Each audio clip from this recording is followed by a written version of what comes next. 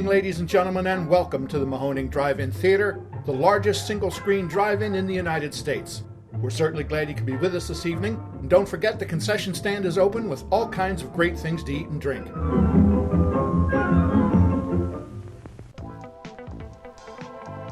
.3 Mahoning Drive-In Radio. Your old friend Virgil back once again for another exciting episode of the podcast. As you guys know, the only podcast dedicated to the love and revival of our beloved drive-in culture. And we got a doozy for you guys today. A legend is in the house. Before we get to him, I want to introduce our co-host today. As always, General Manager Extraordinaire Mark in the house. Say hello, Mark. Hello to the house. Production team, I call them the two-headed monster because they come as a package. JT and Lisa, say hello, guys. Hello. Hi. Super excited to have you. And for those of you guys that don't know, which is crazy if you don't, because we've been shouting it from the rafters, on July 15th through 17th, we are co-presenting our third Tromathon here at the Mahoning Drive-In Theater. It's a 3-day celebration of the greatest and longest running independent film studio in America, with 2 nights of triple features, all Troma classics. On Friday night, Tromeo and Juliet, Sergeant Kabukiman, Troma's War. On Saturday night, a triple bill of TOXIC AVENGER films back to back to back, 1 through 3. And on Sunday night, we're so excited that Tromadance 22 gets its own day on Sunday. So to hype all of this up, we have the king of Troma in the house, Lloyd Kaufman. Let's welcome him, guys. Hey. Woo. Hi, Lisa. I don't have Lisa's tag, so JT send it to me, or if I have it, I. Sure. Thank you. I believe Lisa has 500,000 followers, so I don't want. He's really the heart of our whole push. I just sent a note to the people who make the Toxic Crusader action figures that they should make an Yvonne figure. Oh my goodness! Come on, now they still have something to sign. Lisa, Claire, or what was the other name? Sarah. Yes.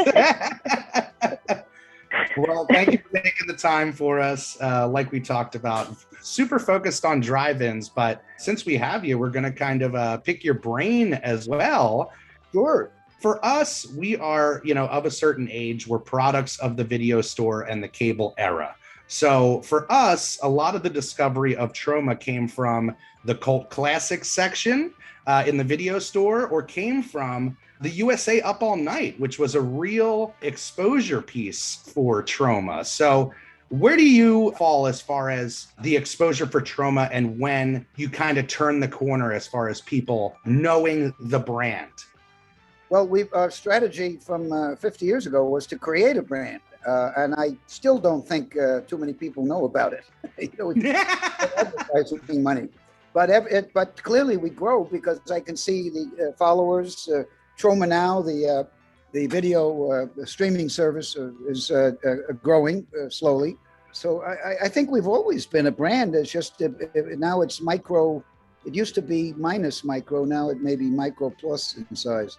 So, I don't think any other independent studio has lasted for 50 years anywhere in the world, maybe on another planet. But thank heavens for the Mahoning Drive-In, because in the early days, in the 70s, Squeeze Play, Waitress, Stuck on You, First Turn On, Blood-Sucking Freaks, Cry Uncle, all these movies that we made and or distributed, they were all in the drive-ins. And a lot of them, there were many, many drive-ins. I remember there was a drive-in in Detroit that would do $30,000 on the weekend, minimum. Wow. And even during the winter, it did good numbers, comparable. It was a real big deal in the 60s, 70s. Well, I guess before that. Like I was saying earlier, for me, the introduction to Troma films was USA Up All Night. I would turn on to watch Gilbert or Rhonda every Friday and Saturday, and there'd be that Troma logo. So that's why we kind of asked that question. Was I think for part of a generation, that was their first exposure to your films, was that late night cable aspect to it.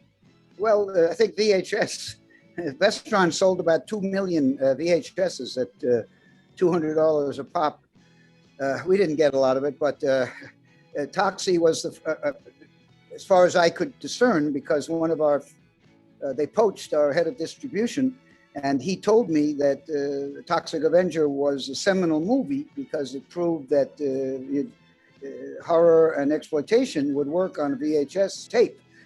Prior to that, it was considered Michael Jackson, the zombie thing he did, whatever it was. Thriller, The zombie, you know, that kind of Jane Fonda, self-improvement. You know, there was no there was no belief that anything else would really work other than the AAA big movies, which Right. Vestron did. You know, the Vestron and Media Home Entertainment got in first. And when they couldn't get the real movies, they filled up on Troma and Roger Corman and stuff like that. Right. Not that we're not real movies, but we're not exactly boring Doctor Strange. Well, what you've done, I watched it last night, so I can't not agree. The thing that we love about you and the company is how you really kind of were the punk rock distributors and the punk rock filmmakers of the era. The stuff that you guys had on the shelves really stood out from everything else, and I think really informed a lot of our interests and love in not just the VHS era, but horror movies and exploitation films. And people, like you said, they might not know Troma's films off the top of their head, but you've done an incredible job of being out there in the front and kind of shouting Troma from the mountains. And we've taken that here at the Mahoning Drive-In Theater to heart, in that probably one of the most important things that we do is representing the Mahoning as a staple, a beacon of the industry. And you've been doing that for so many years. Was that a conscious choice to be the face and jump out there and say, hey, I'm going to be the guy with the horn up front, letting people know about Troma? Well, when I was at Yale, I discovered drugs and comic books. I know I graduated, but I don't remember what else. I had a certificate to prove it. But I fell in love. I had never seen Marvel comics. I never saw any comic books. My folks didn't permit it. Oliver Stone, with whom I grew up with, had Scrooge McDuck and classic comics. So that was it. And I didn't read much of that. So when I saw the beautiful, the Marvel and the universe of Marvel and the alliteration that Stan Lee uses, talks about Steve Ditko, and he credits the colorers and the painters and all that, which is way ahead of the time because that was never done until I don't think it was done. Now with video games and all this kind of high tech stuff, colorers and coders, and they're all they're very, very important. So Stan Lee, I was friendly with him for 50 years. And the movie you played last year, #Shakespeare Shitstorm, based on The Tempest, was dedicated, among others, to Stan Lee and, John G. Avildsen and my stepmother, Sigrun, and Stan's big influence. My problem is that I don't particularly care for a lot of the mainstream stuff, and I want to have total control over what I do, as much as the budget will permit, and as much as the generous fans, basically, who make our movies, who work on the sets and are my assistant director. Most of them never been on a movie set. And I've been very fortunate to stay in the trenches. And Stan Lee, basically, he led me into these things like Comic-Con, and he got me on panels. He got TOXIC into a Marvel comic, and then it did well enough. So TOXIC Crusaders became a comic book. And then Mr. Revlon ran Marvel into the ground and it went bankrupt. Actually, Revlon is bankrupt now. Yay. So what a great man. He's a billionaire, but that's what he does. He's terrific. I don't want to say his name. I can really see that crossover, just like Stan, became the face of Marvel, the voice of Marvel, and the guy that was always out there presenting the product. I can really see that crossover. And you made yourself so accessible to filmmakers, young filmmakers, and really were an inspiration, not just from your book, but from the way that you ran your company. And I think that really crosses over with every fan that comes to meet you, especially here at the Mahoning. What is it like being that inspiration for the youth? It's a great honor. You can buy an Oscar. You can buy one.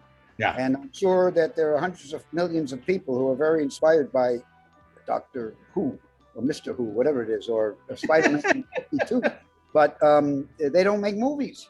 Whereas when we finish #Shakespeare Shitstorm, about a dozen of the crew went off and started a company called Shithouse Productions.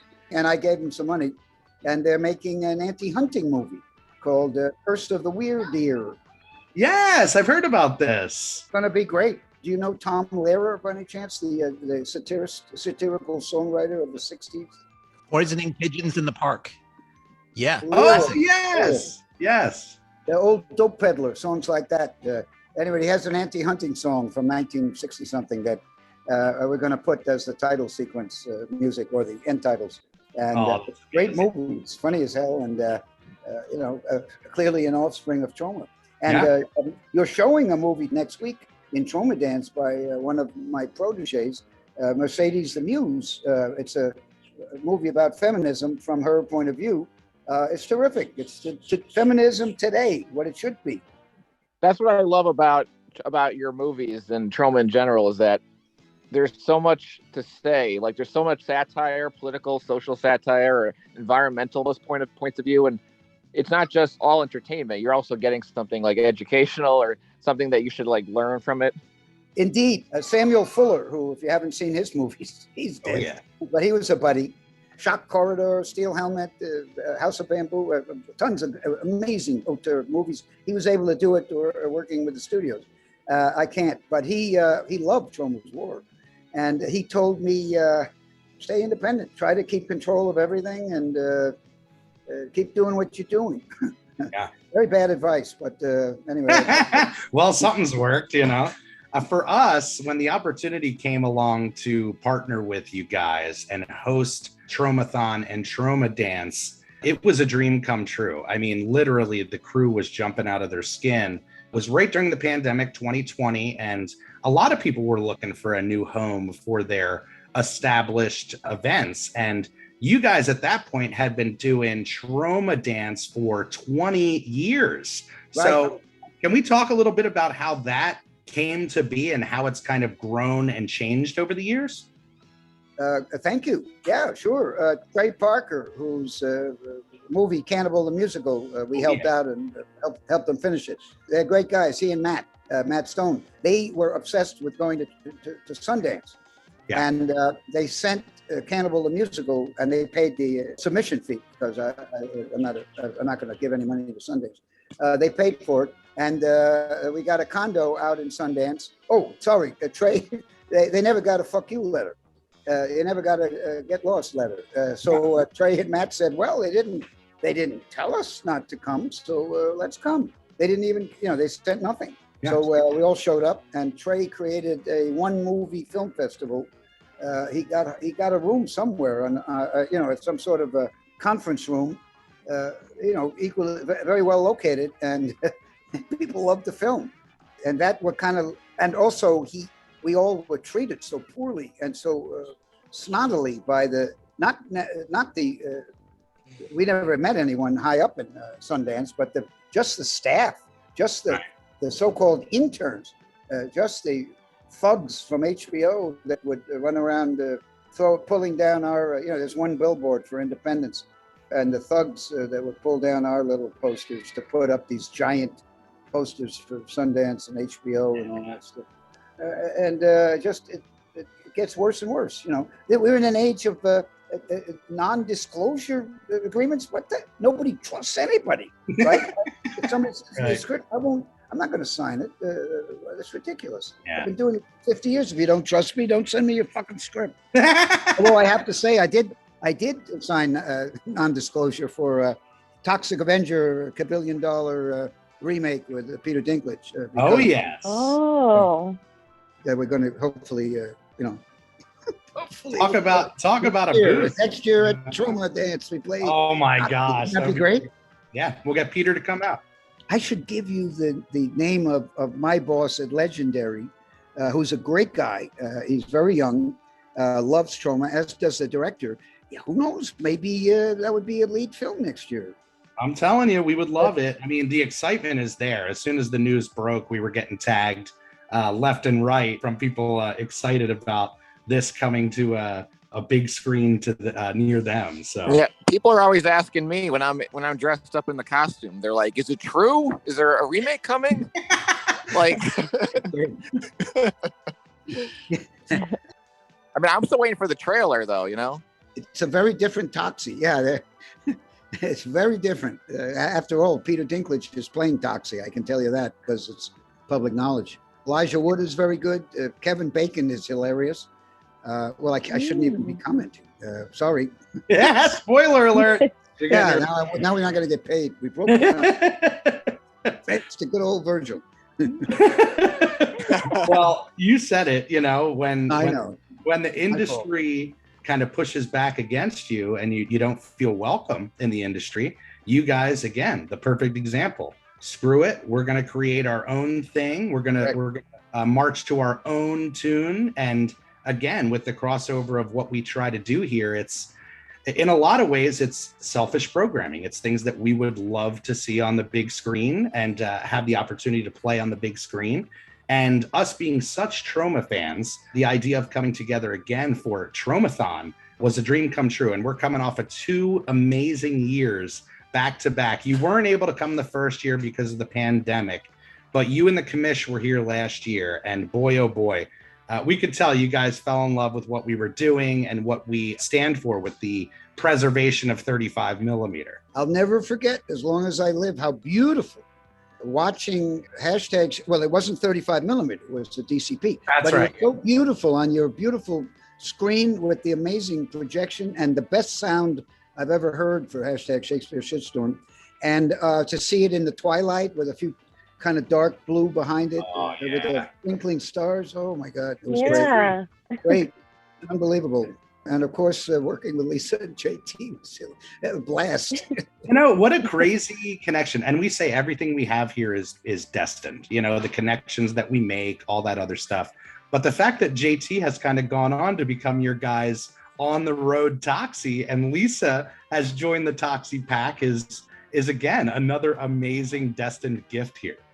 Well, it's good co-promotion because everywhere JT and Lisa go, they and we promote Mahoning, Troma, all that stuff.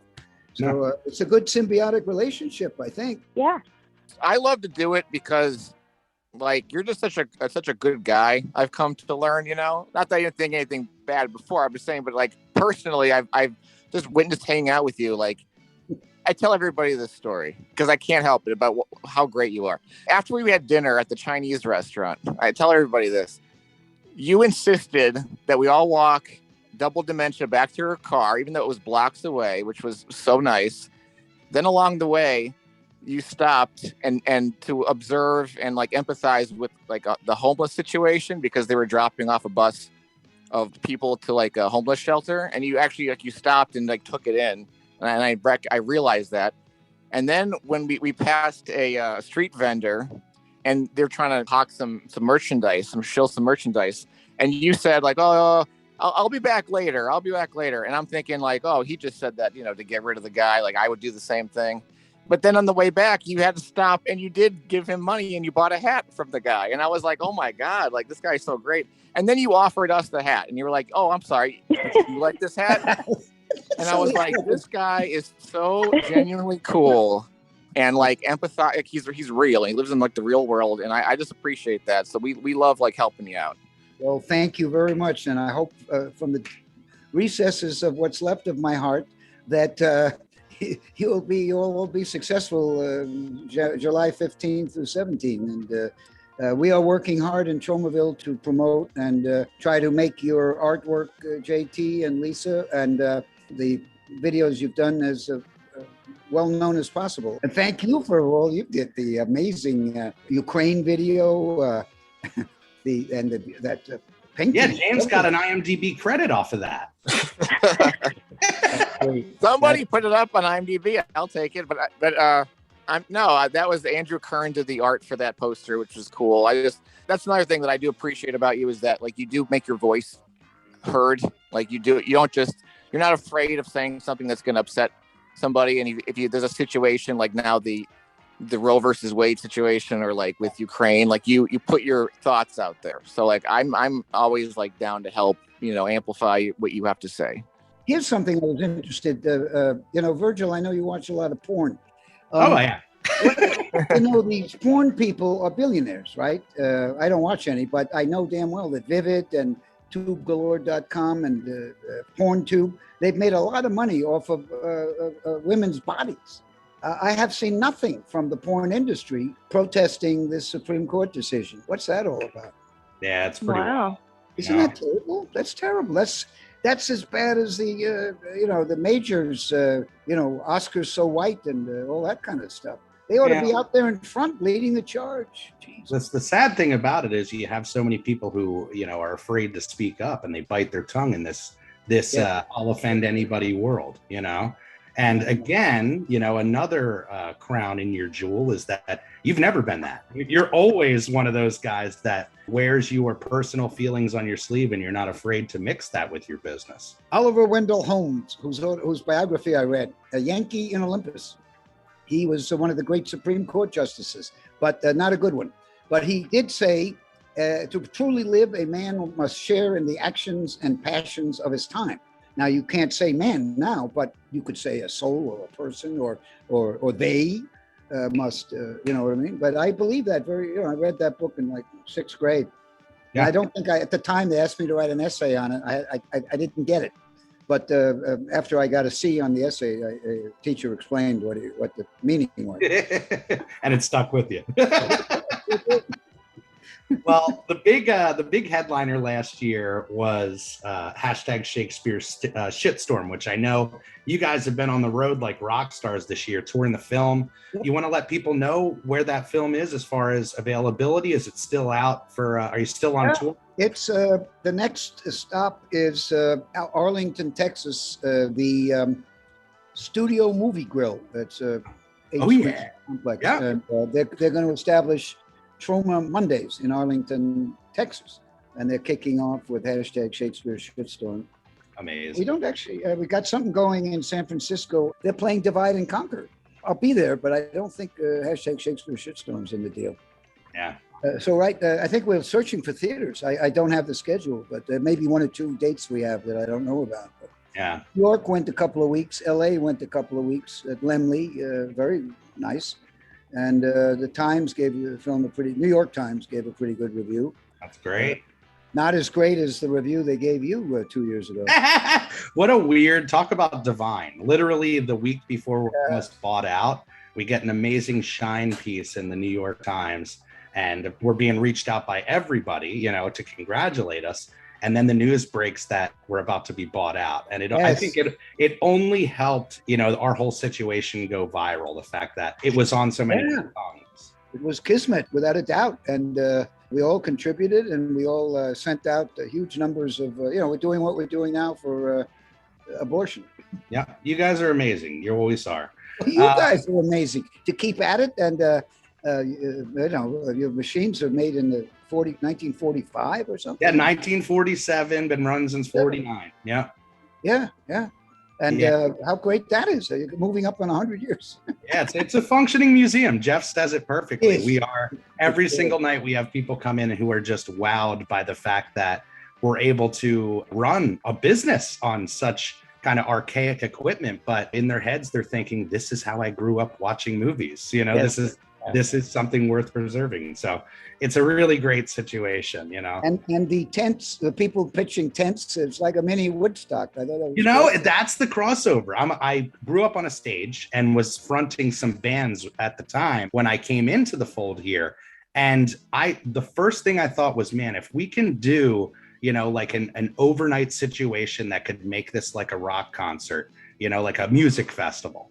And it grew word overnight, no pun intended, as far as people having that option now to be able to come and spend a whole weekend. So, wonderful.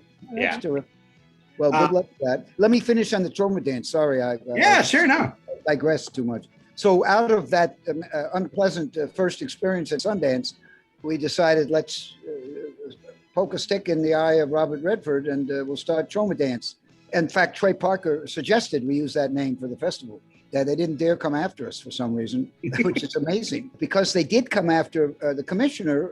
She was commissioner of New York Films, and they had a big exhibit on Main Street in Sundance. and she sent out the press releases called Schmooze Dance. Come to Schmooze Dance in the Troma. We have forums, we have panels, we have, make your movies in New York, Schmooze Dance. She got a lawyer's letter from Troma Dance. Wow. And yet we didn't get one for Troma Dance. She got one from Sundance, but we didn't get one for Troma Dance. Wow, how about it? Well, you brought her up, so we got to say, I see the birthday balloons behind you. I know the commish just celebrated her birthday, so happy belated birthday to the commish. Well, thank you. Thank you very, very much. Yeah, not to get too personal, but how long have you guys been together? I mean, I look at that relationship as such an amazing inspiration. You know, my whole thing here at the drive-in is trying to run it with friends and family, and you seem to have done that amazingly. Believe it or not, we have a very lovely 3 girls who are great. My wife and I have been married almost 50 years, like Troma, 49, 50 years. And I've been lucky. Well, they say it, behind every great man, right? Just made it through without getting punched out or come very close. But people watch The Honeymooners. Virgil, you watch Oh, The yeah. To the moon. Jackie Gleason says, I got a big mouth. It says it quite a number of episodes. And unfortunately, I did, but I've been lucky. Love your Blue Apron trophy wife videos of her cooking. Oh, that's so nice of you. I'll tell the commission. I will tell her that. Well, you guys are such supporters of what we do with 35 millimeter. You guys have many of your films on 35 millimeter. At what point did you guys make that shift? I take it that now the screenings of those 35 millimeters are pretty rare.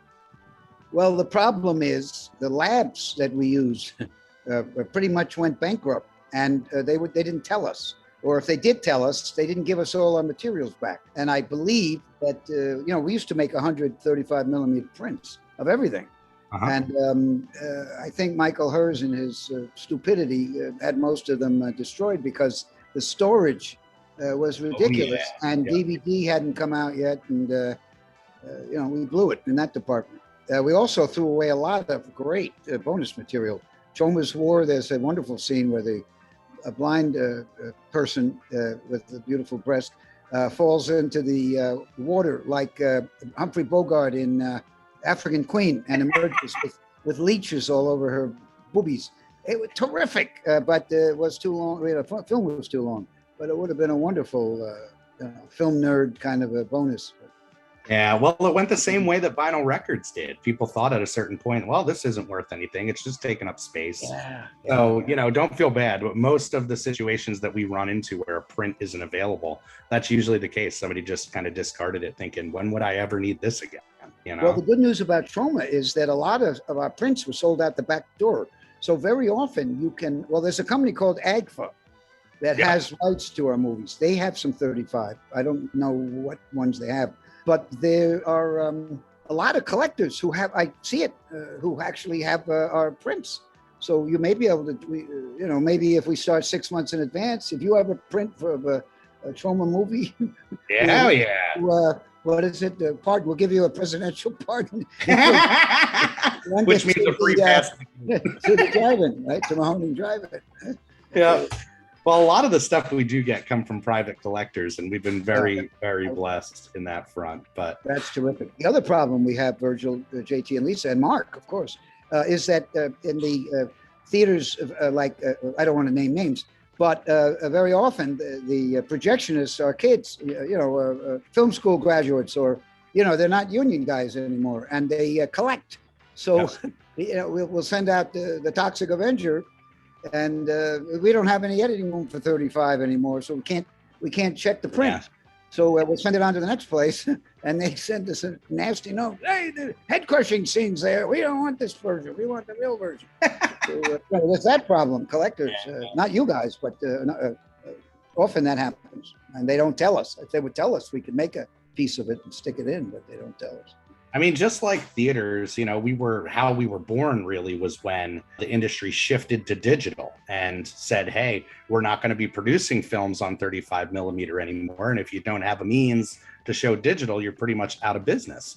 And for a lot of people in the industry, it was a total shift to try to figure out how to get your product out there in a digital sense. And Also, a lot of the independent theater, Virgil, a lot of the independent theaters that Troma plays are small and run by individuals, families and individuals, and they couldn't afford the conversion. sounds familiar. Yep. Yeah, we donated to a couple of them, $250 or $500 or something. Sure. But it's nothing. I mean, it costs a fortune. Yeah, Yeah, that's the downside. I think we have lost a number of our independent Troma theaters. Oh yeah, and drive-ins. Oh. It was the second kind of wave of the death of a lot of drive-ins who said, "Hey, I just don't have the means. This is my outs." That's right. So, but the legend was born with the Mahoning and the crossover. And what I was saying about the digital is that you guys now have Troma Now, which is a means to get all of your product out there in the digital age for people to enjoy in their homes, on their phones, however they get their media. How was that born? Well, one of my daughters, Elizabeth, who was a founder of Kit Split, which is a peer-to-peer equipment, like a Airbnb for film equipment and video equipment. Yes. Oh my God. Kit Split. Anyway, she was interning after college for a company called VHX, who were helping people video stream. They were a platform for video streaming. So she was interning there. She said, you should do this, because she could see that people were doing all right with it, or starting to do all right with it. And at VHX at the time, it wouldn't cost anything other than, maybe a couple of $1,000. So we did it. And you were only available to go to the website to pick it up. Originally it was on this VHX. They put it up on Roku, Amazon, blah, blah, blah. Right. Streaming that devices. Helped us, but then they got acquired by Vimeo. Yeah, evil Vimeo. Suddenly we have to have $25,000 to get onto Roku and Amazon, or whatever those things are. Again, I'm not heavily into the business side, but so if we managed to scrape together $25,000 about 5 years ago, and every 2 years we have to pay Vimeo $25,000 for to make sure the app is free. Right. Every 2 years. But it's been well worth it. Yeah, well, it's great, like in a weird way, being ahead of the curve. Everybody has a streaming app now, and a means to have a Troma fan get as much Troma overload in one spot is a great tool and a great thing for the future.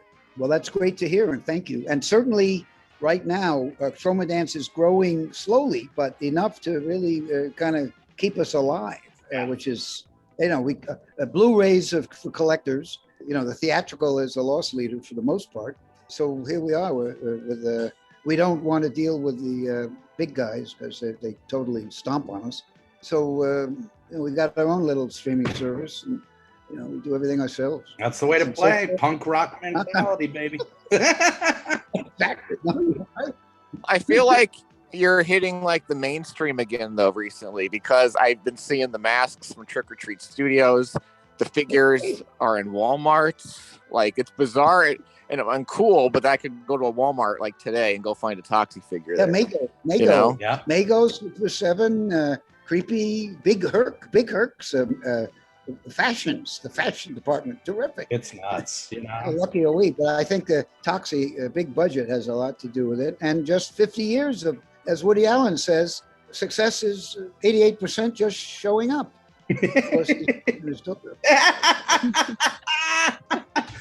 I couldn't even find the first wave of the Walmart Toxic. Oh, they were all sold out. Lisa had to get one for me in her town. Yeah, it's great. It's terrific. How nice. I think Migo did a good job. They all did. They're all very nice.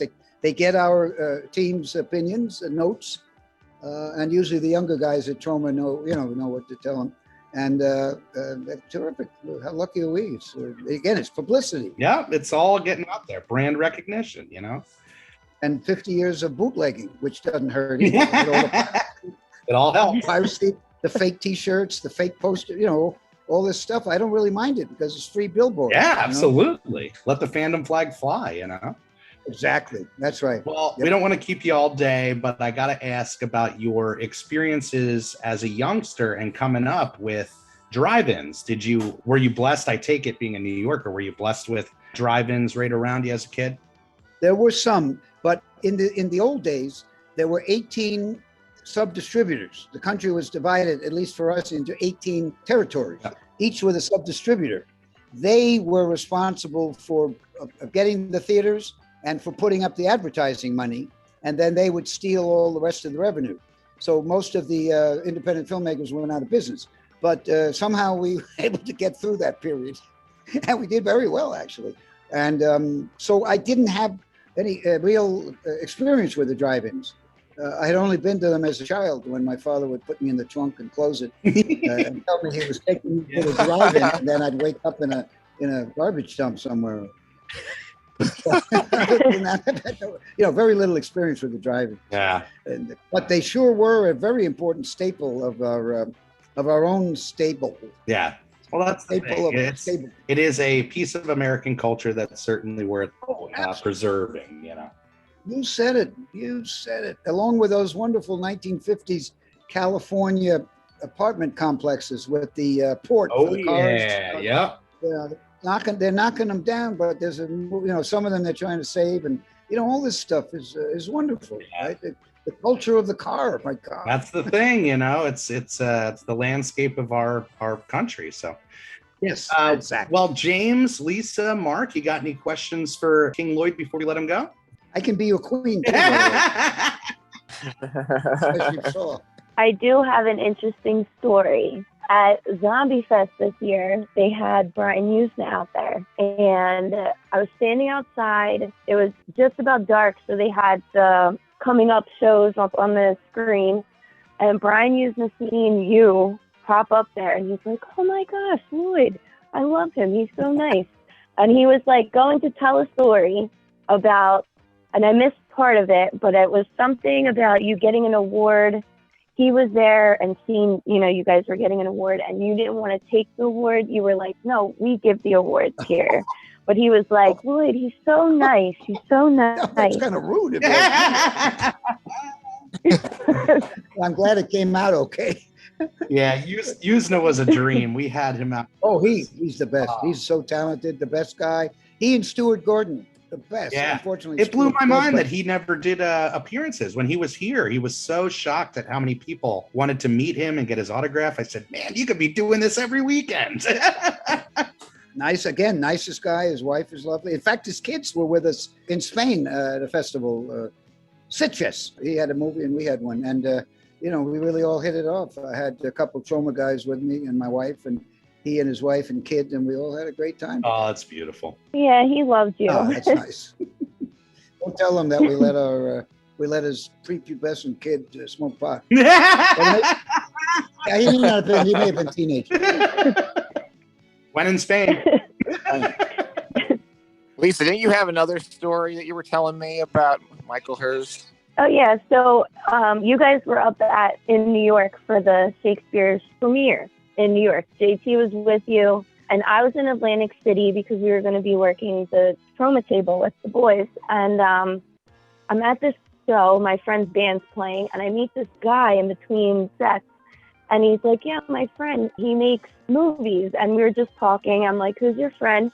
And he said, "We golf together." He's like, "Michael Hers." And I was like, "Wow."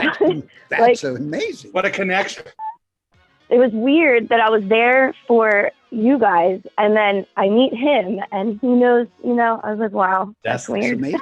That's very unusual. Yeah, Michael is very private. But you can see he does exist. He does exist. Proof. Yes, that's what I'm saying. I was like, I don't know if he even is a real person. And then I meet a person who actually knows him. So I was like, wow. There you go. It's like what's it called? There's this 50-foot giant legendary serpent that lives in the Amazon, and it's about a yard circumference of its belly, and people have seen it. There's too many people who have seen it, kind of like Michael Hers. Michael, seen him on a golf course. It has something mama in the name, so apparently it's the mama of all pythons, or not Amazon, the other thing that strangles you. Pythons, yeah.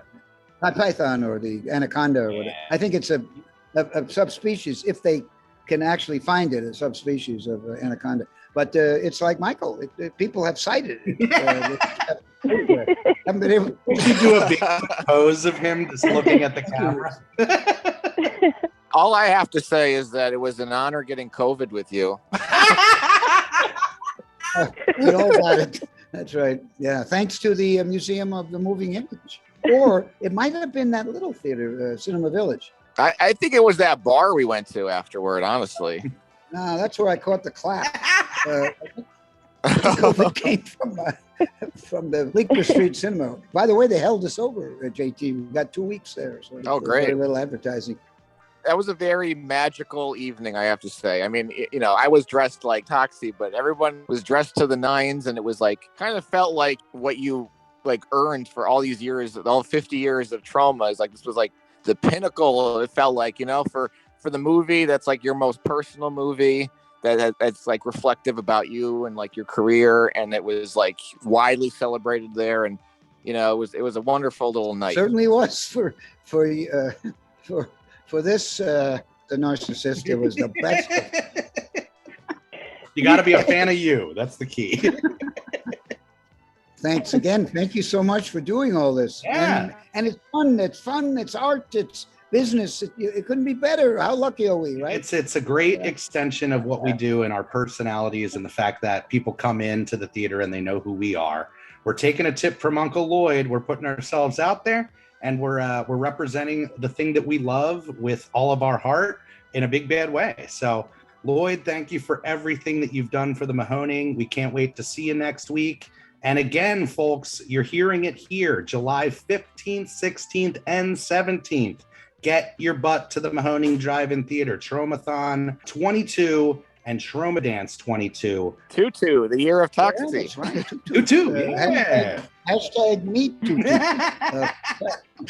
By the way, one more thought, which I can't remember now, but oh well, whatever. Well, you've been fantastic, and we can't wait to see you and the commish. And on that note, Jeff, take it away, my friend. Ladies and gentlemen, thanks again for coming out tonight to the Mahoning Drive-In Theater. We hope you'll come back and see us again real soon. The exit is on the right-hand side of the screen at the front of the field, and most importantly, have a very safe trip home. Good night, and God bless you.